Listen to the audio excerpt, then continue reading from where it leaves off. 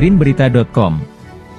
Hakim pada Pengadilan Negeri Balige akhirnya menjatuhkan pidana hukuman seumur hidup kepada Marwan alias Begu yang telah membunuh pasangan suami istri, Pasutri, di Dusun Holang-Holang, Desa Martoba, Kecamatan Simanindo, Kabupaten Samosir, pada Selasa, 21 Februari 2023. Pada persidangan secara online tersebut, Hakim setuju dengan semua tuntutan jaksa penuntut umum dari Kejaksaan Negeri, Kejari, Samosir. Putusan pidana seumur hidup kepada pembunuh Pasutri Jimmy Gultom, 55, dan Henny Kartini, 54, itu dibenarkan oleh Kajari Samosir Andi Adikawira Putra, SH, MH ketika dikonfirmasi Green Berita pada Rabu, 22 Februari 2023. Baik, terima kasih.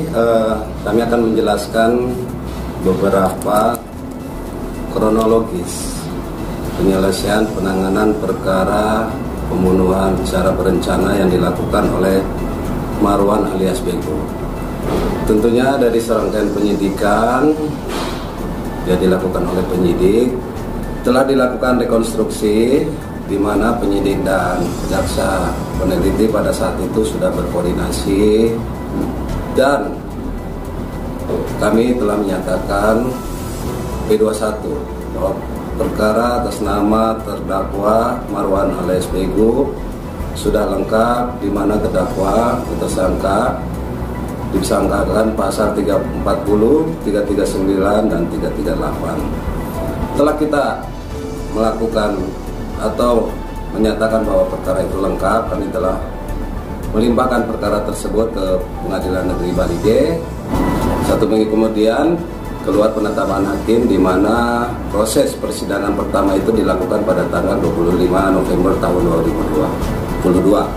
Dari serangkaian bukti yang kita dapatkan berdasarkan berkas perkara dan kemudian kita sidangkan dengan cara memanggil para saksi, mengundang para ahli, sehingga kita dalam kesimpulan dalam tuntutan berdasarkan penetapan hakim, di mana agenda acara persidangan pertama yaitu dengan pembacaan dakwaan, kemudian kami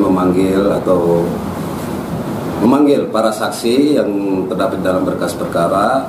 Kemudian dari hasil pembuktian di persidangan sampailah kepada pembacaan tuntutan pada tanggal 20 Januari 2023, di mana tuntutan kami terhadap terdakwa Marwan alias Begu ini adalah seumur hidup.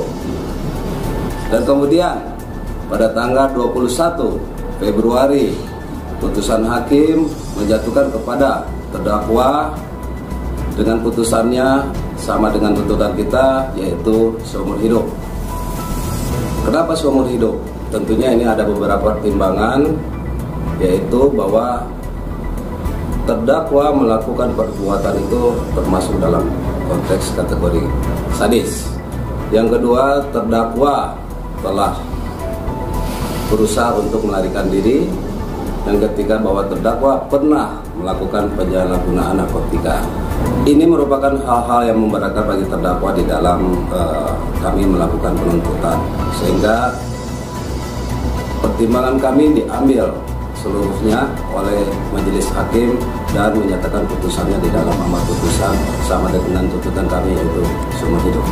Demikian, terima kasih. Baik, Pak Kajari, kami mau tanya tadi, Bapak menyatakan tadi bahwa ini ada salah satu pembunuhan yang bisa dianggap sadis. Bisa disampaikan alasan bahwa ini pembunuhan itu dianggap sebagai pembunuhan yang sadis? Ya, tentunya dari fakta-fakta persidangan di situ terungkap bahwa terdakwa ini merencanakan melakukan atau merampas nyawa orang lain dengan mempersiapkan martir. Nah, martir ini sebelumnya disimpan di luar rumah dan kemudian terdakwa karena kebiasaan korban itu memasak sehingga martir itu disimpan di dapur untuk memudahkan dalam rangka niatnya terwujud, sehingga martir tersebut disimpan di dapur. Nah, disebut sadis, Pak? Disebut sadis karena pada saat korban mendatangi atau bergerak ke arah dapur, terdakwa langsung menunggu di dapur dan menghantam martir tersebut ke arah bagian kepala dari korban. Dan pada saat itu dibiarkan korban tersebut sampai kehabisan darah.